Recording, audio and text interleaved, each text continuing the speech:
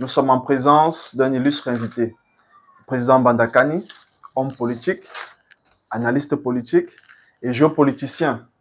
Ce soir, nous allons encore recueillir son expertise pour parler d'un sujet qui concerne l'Afrique centrale, un pays majeur, la République démocratique du Congo, qui ces derniers temps subit des agressions, voire une invasion du mouvement des rebelles du M23.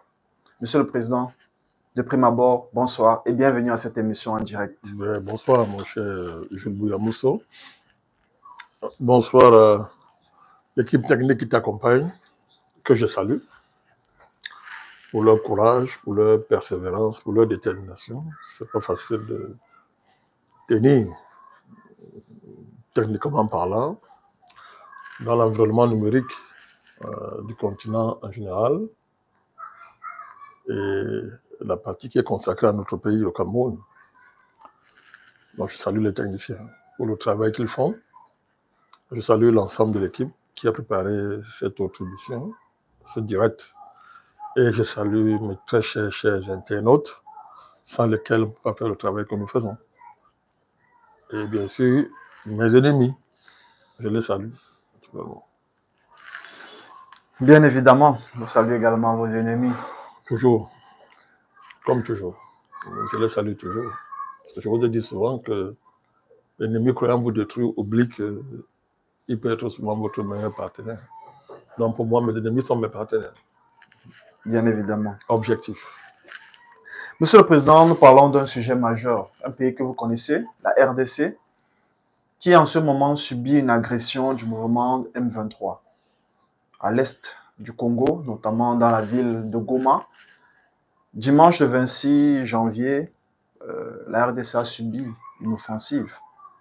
Et les dernières informations qui nous parviennent font de ce que les combats continuent dans la région et il y a une contre-offensive de l'armée régulière qui est en train de se mettre en place.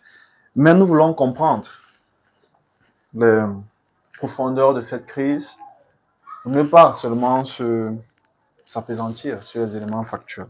Monsieur le Président, en novembre 2022, un processus de paix qui s'est tenu à Luanda a été initié dans le cadre des négociations entre la RDC, le Rwanda, sous l'égide de l'Angola.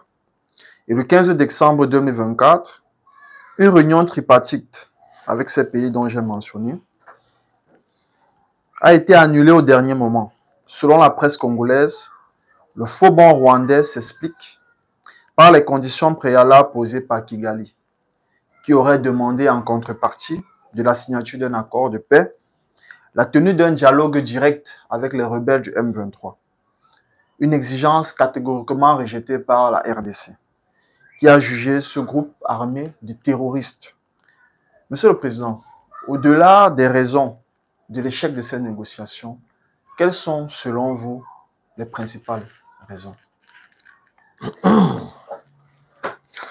C'est intéressant cette démarche qui est la vôtre parce que ça nous permet de quitter la dictature du présentisme, du factuel et tout ce qui va avec, comme spontanéité, absence de médiation au sens pédagogique et méthodologique du mot, médiation qui permet de prendre du recul, de travailler les éléments factuels en les mettant dans une véritable perspective qui permet de voir les choses en profondeur afin de comprendre pourquoi il y a des blocages que la factualité événementielle ne peut pas expliquer. Donc, c'est une démarche qui est tout à votre honneur. On ne peut pas comprendre les événements de la RDC, des Grands Lacs, sans la perspective historique qui doit dessiner une véritable généalogie du factuel du présent, tel qu'il se décline sous nos yeux. Et c'est en analysant en profondeur qu'on comprend ce qui se passe, pourquoi tous les accords que vous citez ne servent à rien. Parce que les vrais acteurs, ce ne sont pas la RDC, ni son président, ni l'agresseur de façade, M. Paul Kagame. Ce ne sont pas tous les vrais acteurs. Ce qui est bizarre, c'est que les vrais acteurs, souvent, donnent l'impression de vouloir la paix. Ils condamnent, ils appellent à des cessez-le-feu, ils appellent au dialogue, etc. Alors que ce sont eux qui sont derrière tout ça. Je parle des États-Unis, des multinationales, la Belgique, la France et l'Angleterre. Sans compter le jeu trouble de l'Union africaine. Et des pays africains, des États africains, qui n'ont pas compris jusqu'à présent que cette guerre-là, ce n'est pas la guerre de la RDC, c'est la guerre de toute l'Afrique, puisque c'est parti, le destin du Congo a été scellé depuis la conférence de Berlin, 1885, où M. Léopold II, un criminel historique, un assassin historique, un bandit de grand chemin, on va me dire qu'il ne vit plus. Non, non, mais nous, lui, quand ce sera possible, on va juger même sa tombe. Hein, de grand chemin, qui s'est accaparé de ce pays et en a fait sa propriété personnelle. Le drame du Congo part de là. Vous devez vous rappeler que rares sont les colonies quand même qui, dès le départ, sont la propriété personnelle d'un roi. Vous avez des entreprises, il y a l'entreprise coloniale, des États coloniaux en association répondant aux besoins de l'industrie naissante, en association avec des entreprises, des sociétés coloniales concessionnaires, etc., sont lancés dans la recherche des matières premières. Ça se comprend. Mais lui, le cas du Congo est spécial par le fait que M. Léopold II en a fait sa propriété personnelle, sa chose. C'est quand même terrible qu'un grand pays comme la RDC soit la propriété de quelqu'un qui, en plus, n'est pas un Africain. Par le simple processus d'une colonisation qui est l'aboutissement des voyages sponsorisés de divers explorateurs qui vont arriver dans l'embauche du Congo et plus tard vont découvrir le Congo. Et la dernière expédition financée par Léopold II a abouti, n'est-ce pas, à la découverte du pays. Et au retour, il a dit que bon, ok, c'est mon pays. Et la suite, on connaît, il a débarqué avec une force, un corps expéditionnaire pour massacrer les populations et s'imposer. Donc, dès qu'il veut prendre le pays, il va décider que c'est un État indépendant. Alors, la conférence de Berlin est convoquée d'abord pour qu'il puisse présenter à ses pairs son butin. Et tout ce que ça ouvrait comme transaction extraordinaire. Et ensuite, donc, il va décider que bon, c'est l'État indépendant du Congo. Première phase, le Congo devient un État indépendant. Donc, il commence l'exploitation du Congo, il s'enrichit, etc. Mais comme il y a beaucoup d'exactions, de crimes et d'atrocités, la coupure des mains, les massacres, etc., les guerres, il y a des dénonciations qui vont s'élever d'abord à cause de la résistance des Congolais, des ethnies congolaises, c'est pas. Maintenant, ensuite, ses rivaux en métropole, ses rivaux belges, parce qu'on ne va pas que c'est la philanthropie, ses rivaux belges, des intellectuels belges, des partis politiques, etc., certains missionnaires vont commencer à dénigrer, à rendre compte de toutes sortes des actions qu'il y a dans le pays. Il y a un rapporteur britannique qui va faire un rapport, qui va ameuter toute la Belgique, et même une certaine opinion, entre guillemets, soi-disant internationale à l'époque. Tout ça va l'obliger à la fin à se retirer et à léguer, comme don. Il faut qu'on s'arrête là. Hein. C'est-à-dire, il va léguer comme don quelque chose qui ne lui appartient pas. En plus, un pays, un gigantesque pays comme la RDC, le Congo, ça, on l'appelle le Congo, il va léguer ça au Parlement belge. Oui, voilà, il va léguer ça au Parlement belge. Et après, donc, du coup, va sauver la deuxième phase de la colonisation au Congo. Deuxième phase, parce que la première phase, c'est une colonisation pour le compte du roi. La deuxième phase, c'est maintenant l'État congolais, belge, à travers le Parlement, qui engage la deuxième phase de la colonisation. Et durant cette colonisation, il y a un phénomène particulier, c'est-à-dire que le rêve belge, comme le rêve de tous les colons occidentaux, c'est de faire paraître la colonisation comme une œuvre civilisatrice, comme une très bonne chose. On va arriver à une sainte colonisation. Une colonisation qui va à la fin réconcilier le bourreau et les victimes. Parce que l'œuvre coloniale devrait primer sur les exactions, comme on disait, comme ils disent souvent, les nécessités fâcheuses. Donc, on considère qu'il y a une différence entre la colonisation version Léopold II en tant que propriétaire du Congo et la colonisation de l'État belge, n'est-ce pas, parce qu'il y a un ministre des colonies, il y a un gouverneur général, etc. Comme il a beaucoup dit, on va construire un chemin de fer, je pense, Matadi, Kinshasa aujourd'hui, à l'époque, je crois, Léopoldville, on va construire un chemin de fer, on va construire les écoles, les missionnaires vont s'installer, etc.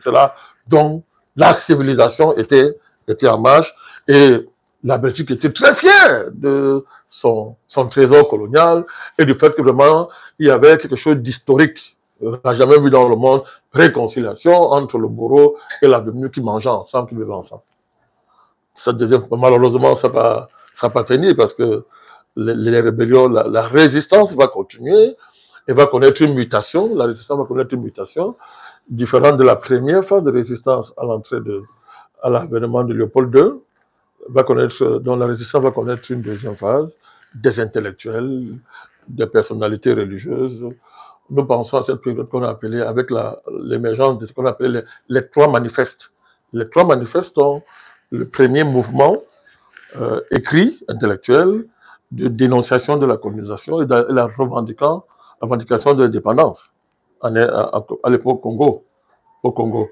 Donc c'est comme ça que les personnes comme Lumumba, les Kasavubu, le voyou de Tchombe, etc. vont émerger. Donc les trois manifestes dessinent un peu l'essentiel des courants politiques qui en est RDC. Vous avez le rôle de l'Église qui appuie opportunisme. Maintenant que un peu partout, il y a la revendication de l'indépendance, parce que depuis la chute d'un bien fou au Vietnam, l'Indochine à l'époque, les milieux coloniaux africains, en particulier les milieux de l'Église, comprennent qu'il faut revoir notre copie. Peut-être que c'est parti là, on va pas s'en sortir. Il faut revoir nos copies parce que l'exemple algérien va contaminer partout, etc. Donc, du coup, comme ils font partout, ils donnent l'impression, le clergé donne l'impression de moi, ils épousent la couleur du moment, comme les bons caméléons, et aussi commencent à dire que non, il est temps que les Congolais prennent en charge leurs affaires. Il y a un cardinal à l'époque qui se distingue, Maloula, qui deviendra plus tard, je crois, cardinal de Kinshasa, brillant sujet, très engagé dans l'inculturation de l'évangile, qui se démarque aussi à travers un manifeste. Et puis voilà, il y a Kasavubu qui va émerger avec ce qu'on appelait le manifeste c'est contre-manifeste de l'association, de l'Alliance du Bas-Congo. Voilà, l'Alliance du Bas-Congo. Lui réclame l'émancipation immédiate. Patrick Lumumba va émerger dans cette période-là. Et c'est la deuxième phase du mouvement anticolonialiste au Congo qui va déboucher à la fin sur quelque chose qui est extraordinaire. Et je voudrais m'arrêter là. On ne comprend pas le sort de ce pays si on passe sur cet épisode. À l'époque va émerger le mouvement national congolais, MNC, dirigé par le grand Patrice Lumumba, qui gagne les élections. Il gagne les élections législatives après la table ronde organisée par les Belges, qui constatent que, comme je vous l'ai dit, il n'est pas possible s'ils ne font pas vite, ils ont perdu une rébellion qui va monter, comme à l'exemple de l'Algérie, qui va monter, etc. Ils sont isolés au plan international parce que ce soit la France, que ce soit l'Angleterre, etc. Il y a un mouvement de décolonisation qui est amorcé. Donc la Belgique ne peut pas... Donc, ils vont nous anticiper, il faut une table ronde, ils font les élections. Parce que le Lumumba gagne les élections, il a pratiquement 65% des sièges, lui et ses alliés. Alors qu'est-ce qu'il va faire? Par élégance, par dignité, par esprit de rassemblement, par patriotisme, il va céder la présidence à Kasavubu. Il nous faut la présidence. Parce qu'il va gagner les élections. En disant que non, vraiment, cette victoire est la victoire de tous les Congolais. Il lui cède. Je voudrais vous rappeler que vous savez très bien que Mobutu, qui était un... Bon, il n'est même plus là, ça ne va pas la peine de taper sur lui. Ou il est journaliste, ou il a pratique journaliste, on ne sait pas. Mais il était journaliste. Il a eu la chance d'être l'ami de Lumumba. Alors, à la faveur de la révolte des soldats congolais dans le cadre qu'on appelait à l'époque la force publique, qui sont très maltraités, qui subissent les traitements racistes des Belges. Pas, il y a un monsieur, se pose la question du fameux Janssen. Janssen, le fameux colonel, chef de l'armée, des forces publiques, Janssen. Alors, il est soutenu par, évidemment, les Belges, ses patrons belges, et une telle pression que Lumumba le limoge. Il va ramasser dans ce type qui n'avait aucune formation, rien, vous tous son ami, le nom chef d'état-major. Il donne le pouvoir, il donne la présidence à Kasavubu. Il sort du néant Mobutu, il en fait chef d'état-major pour l'intérêt du pays. Et vous savez très bien, la suite des événements, quand Lumumba prend le pouvoir, c'est un patriote intransigeant, il veut la défense de son pays, etc. La dignité de son peuple, la souveraineté économique du pays, la souveraineté politique. Quand les troupes commencent, qui vont le livrer, c'est Kasavubu et Mobutu. Surtout Mobutu, qui le fait arrêter sous la pression de ses patrons. Il le remet à tomber, son ennemi. Et vous savez ce que Lumumba va subir. Voilà l'une des clés de compréhension de la situation de ce pays. Parce que c'est quoi tomber, tout ça? C'est que les Belges, l'Occident belge, les Belges, l'ONU, les États-Unis, etc., parce qu'il faut se rappeler que les années 60, les États-Unis entrent en scène. De manière claire, vous savez que la bombe atomique des États-Unis, c'est avec l'uranium de la RDC, n'est-ce pas? Et ils ne vont pas s'arrêter là, ils vont demander, ils vont obtenir, en négociant avec les Belges, un droit de préemption, n'est-ce pas, sur l'uranium de la RDC. Le droit de préemption, c'est un mot élégant, c'est que ça leur appartient de son bien. Cet accord-là est signé, c'est important de rappeler ça. Vous comprenez le rôle des Américains dans cette affaire. Donc, Lumumba est assassiné dans les conditions que nous savons. Le mouvement, l'idéal national de la RDC meurt à ce moment-là. Mais pour comprendre ça, il faut comprendre qui est Tshombe et ce qu'il représente. Lumumba milite pour un mouvement national, c'est-à-dire la nation. C'est un mouvement national. Par contre, les opportunistes comme le Tshombe militent pour un mouvement pour le fédéralisme.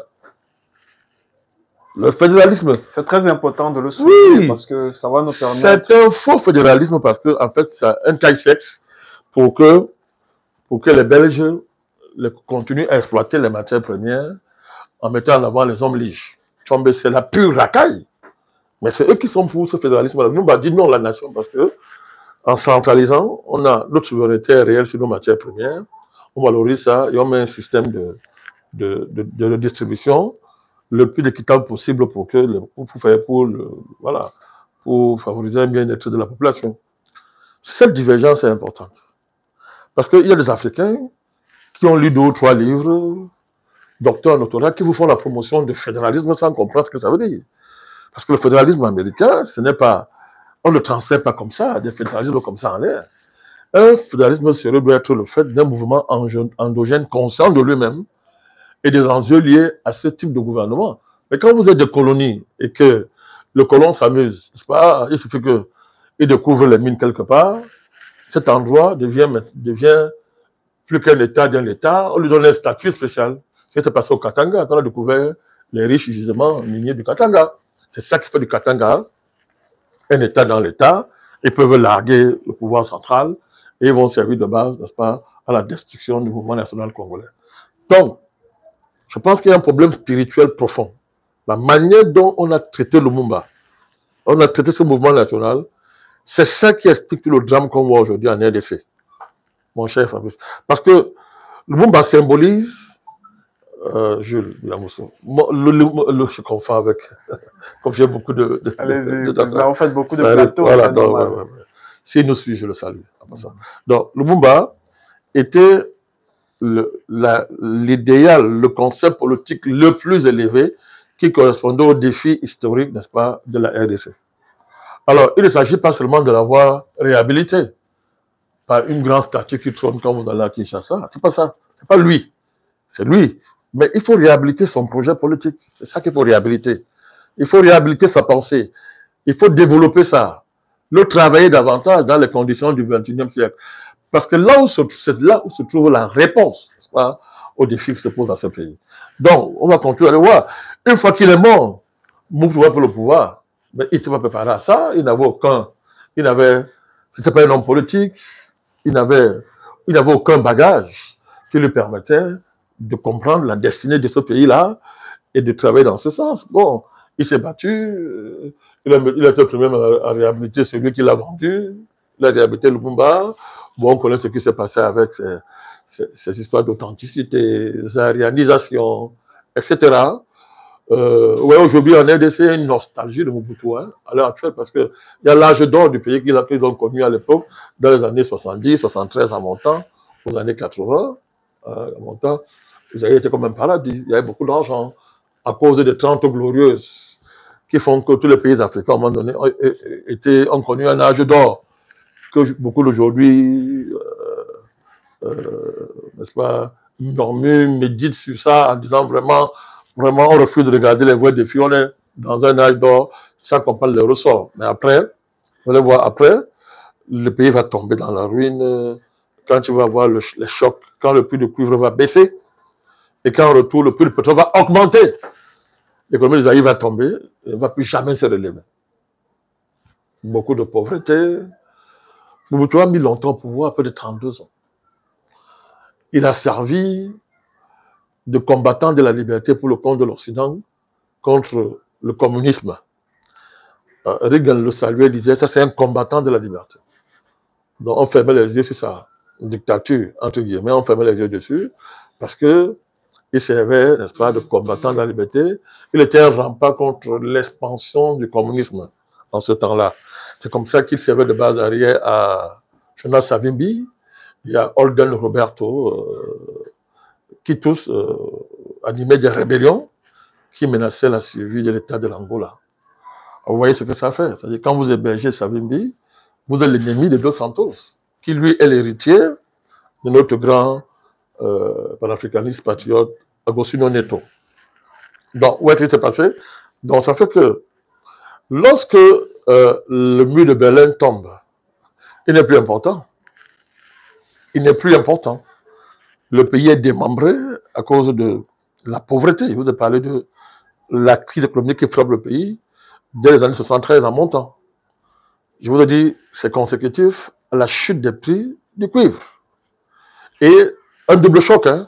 Le cuivre chute, principale source de recettes du pays en devise, ça chute.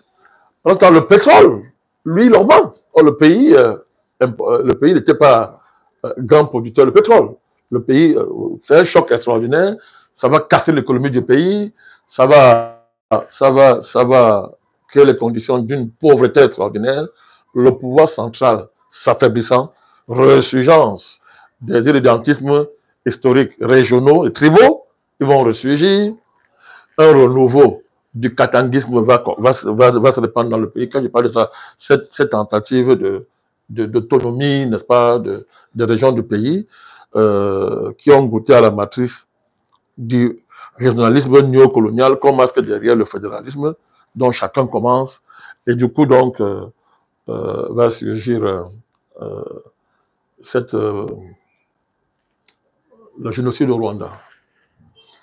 Voilà, le génocide au Rwanda, Mobutu est coincé, les Américains ne sont plus ils ne servent plus à rien. Les Américains ont leur politique des Grands Lacs en ce moment-là. L'Angola même dit OK, maintenant on ne va pas te rater, etc.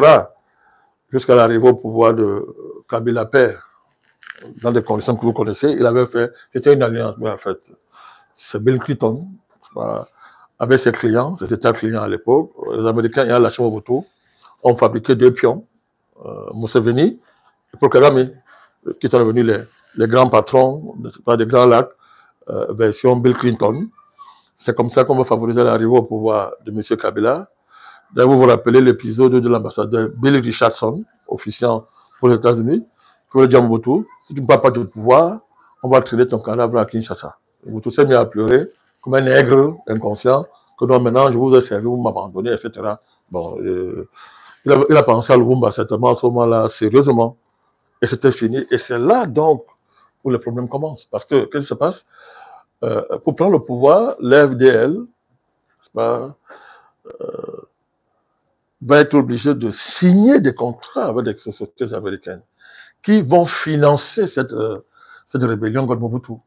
Financer. Il y a au moins 4 entreprises. C'est pas, le lobby minier américain finance, et en retour, avant ça, Kabila Paix signe que bon, ok, les mines, vraiment, vous faites ce que vous voulez. C'est ça l'accord. Vous vous rappelez comment Kabila Paix avait traité Mandela sur ce fameux bateau. Bien évidemment. Voilà, donc c'est comme ça. Ça, c'est la première guerre de la RDC, la première guerre de la RDC, qui deviendra la première guerre africaine, interafricaine, parce que quand il prend le pouvoir, après 1 ou 2 ans, il se rebelle, Kabila Paix, il se rebelle, il renie l'accord pour tenir en face. Zimbabwe arrive, l'Angola arrive, je crois l'Afrique du Sud arrive. En Namibie également. Total, on va dire la première guerre mondiale africaine. Vous voyez, et d'un côté, les soutiens, le Rwanda, l'Ouganda et autres, n'est-ce pas, qui se battaient. Donc, c'est tout ça. Voilà comment les conditions sont créées pour tout ce qu'on vit aujourd'hui. C'est-à-dire, c'est une guerre pour les matières premières de la RDC. La RDC, son malheur, c'est d'être un scandale géologique. C'est un pays immensément riche. Et là, on vous parle tous les jours, on a découvert d'ailleurs des richesses. Donc, l'Occident, depuis Léopold II, a fait de ce pays le centre de sa géopolitique en matière d'accès aux matières premières fondamentales, n'est-ce pas? Du coup, les choses sont claires. Qu'est-ce qu'on fait quand on veut s'accaparer des matières premières d'un pays? Léopold II l'a pris, n'est-ce pas, avec la politique de la canonnière. Il en a fait sa propriété personnelle. Écoutez très bien. Donc, à la base, quand on veut les matières premières d'un pays, ce pays n'existe plus, il n'appartient à personne. Première règle. Si tu es trop riche, quand ton sous-sol est riche, c'est ça la charte de l'impérialisme. Quand tu as un sous-sol riche, pour l'Occident, premier principe, ton pays ne t'appartient pas. Donc, c'est leur pays. Ils ne le disent pas. Mais les stratégies qu'ils mettent en œuvre vous démontrent qu'ils doivent prendre ça. Donc, la RDC, à partir du moment où ça a été une propriété de Léopold II, et qui a légué ça au Parlement belge, la RDC n'est plus, depuis ce moment-là, la propriété des Congolais. Ah, il faut que nous comprenions. Ce n'est plus leur propriété. C'est pour ça qu'on a traité le Lumumba comme on l'a traité. C'est pour ça que les Tchombo se comportent comme ça quand ils racontent leur fédéralisme-là. Une bonne partie de la classe politique de la RDC, de manière généalogique, est convaincue que, d'ailleurs, c'était ça le comportement de Kasavubu. Comme Lumumba, c'est vrai, bon, tu vas donner le pouvoir, tu es ce que tu es, mais à partir du moment où tu es très isolé, tu as trop d'ennemis dans son entourage. On peut pas être leurs ennemis, ils sont forts. Pas être leurs ennemis. Donc, par pragmatisme, il a livré son frère. Mobutu, n'en parlons même pas. Lui, n'en parlons même pas de lui. Ils l'ont livré. Donc, parce que le non-dit est clair. Les Occidentaux considèrent que la RDC, c'est leur propriété. Sur la base que c'est un don de Dieu à Léopold II. Et Léopold II, c'est le civilisateur. C'est lui qui a amené la lumière dans le gigantesque champ forestier qu'est la RDC. Donc, dans les forêts, il y a des choses effrayantes. Il n'y a pas de civilisation dans des forêts immenses. Ça fait peur. Donc, ça ne leur appartient plus. Il faut bien comprendre ce qu'ils sont en train de vous dire. Hein. Ce n'est pas un jeu, c'est comme ça. Ils ne le diront jamais. Ils vont dire droit international, blablabla. Mais dans le principe, ça ne vous appartient plus à partir du moment où Léopold II nous a légué ça. Nous, on a pris, nous, Américains, on a un droit de préemption sur votre pays. On s'en fout de qui est président. Si tu es président, ou tu respectes ça, ou on finit avec toi. Et on déclenche donc les dynamiques de la vieille politique coloniale, géopolitique coloniale occidentale qui est claire. Quand un territoire est un territoire extrêmement riche en matières premières, qu'est-ce qu'on fait? D'abord, on s'assure que ses voisins, plus il est grand, on s'assure que les voisins, n'est-ce pas, qui sont là, on va les utiliser pour créer une tension de démembrement qui pèse constamment sur le pays. Le risque de balkaniser, on appelle ça la pression, c'est-à-dire le marteau de la balkanisation. C'est un gigantesque marteau qu'on fait tout le temps, qu'on fait parler sur ta tête. Tu vois, ça balance comme ça, tu vois pas la main qui balance, mais tu vois, c'est un marteau qui balance, c'est que tu t'amuses, on balkanise. Deuxièmement, on divise ton pays en régions ethniques prêts à s'affronter. On les attise. Vous savez très bien qu'il ne manque pas d'Africains pour faire le travail là. Ils sont même très nombreux, ils courent même pour ça, ils sont très nombreux pour faire ce travail. On s'assure que jamais il n'y a un président qui réussisse à fédérer le pays sur une base unitaire, S'il le fait, il va s'arrêter là parce qu'on va lui mettre une pression telle que vraiment, il a le choix entre l'unité du pays, la pauvreté, la population qui souffre. De manière que demain, si tu veux déranger, les mêmes populations qui souffrent là vont servir de base à ton renversement. Il suffira de dire que c'est toi le dictateur. Vous savez, Mobutu a tourné les films sur lui, Roi du Zaïre, un vaurien qu'on appelle cinéaste, là, je ne veux même pas citer son nom. Et là, pour lui, le problème de Zaïre, c'était Mobutu. Ce n'était pas les Occidentaux, ce n'était pas les Belges, ce n'était pas les Américains, c'était Mobutu, Roi de Zaïre. Mobutu avait tellement volé qu'il a volé plus que Léopold II, les Américains, tout ça mélangé. Donc, ouais. Et ce type de théorie, on a mis ça. On diabolise. Mobutu, je ne le défends pas. J'analyse les faits historiques. C'est-à-dire que vous ne pouvez pas. Les mêmes qui ont tué le Mumba, et on fait le dieu de Zaïre, après dire que non, c'est un vaurien, c'est lui qui a créé tous les problèmes, après c'est Kabila qui a créé tous les problèmes. Tous partent, vous voyez, mais le sort du pays ne change pas, il s'aggrave. C'est la géopolitique. C'est la géopolitique. Donc il y a une géopolitique des Grands Lacs. Les Grands Lacs, c'est la RDC. Mais ce n'est pas les Grands Lacs. Hein. C'est une géopolitique de toute l'Afrique subsaharienne. La RDC, c'est le centre. De par sa position, son immensité et ses richesses fabuleuses, la géopolitique africaine se concentre, c'est-à-dire c'est la RDC qui est le pays charnier, qui est la dorsale de cette géopolitique-là. Et à partir de la RDC, on contrôle tout le continent, tout ce jour-là. Tout ce jour-là. Alors pourquoi je ne cesse pas de dire aux Africains, mais ce n'est pas un problème de la RDC, c'est un problème de tous les Africains. Alors pourquoi depuis pratiquement 15 ans, je n'ai pas cessé de dénoncer Kagame pour dire que mais pour moi, c'est un criminel, ce n'est pas un président. C'est un criminel. Parce que dans le cadre de la géopolitique du Grand Lac, ils ont deux fers au feu. Soit le président qui est en place en RDC joue au Tintin, soit on balkanise la RDC. C'est écrit. Je vous ai parlé de cette secrétaire d'État aux affaires africaines américaines. Elle s'appelait Djenjaï, c'est une femme. Elle était un peu potolée comme ça, c'est une femme.